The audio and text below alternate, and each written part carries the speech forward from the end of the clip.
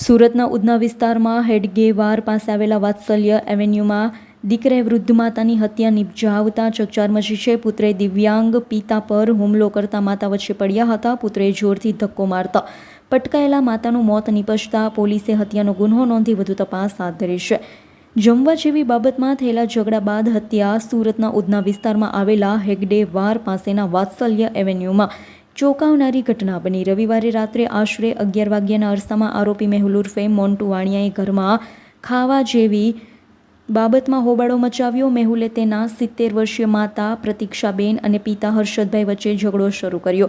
તેની ફરિયાદ હતી કે તેના માટે અને તેની દીકરી હિયા માટે જમવાનું કેમ નથી બનાવ્યું. નાની એવી વાત જોતામાં હિંસક બની ગઈ હતી. આવેશમાં આવીને મેહુલે તેના પિતા હર્ષદભાઈ પર હુમલો કર્યો. બ્યુરો રિપોર્ટ આજ9 ન્યૂઝ સુરત. અમારી તમામ માહિતીથી અપડેટ રહેવા માટે જોડાયેલા રહો S9 ન્યૂઝ સાથે.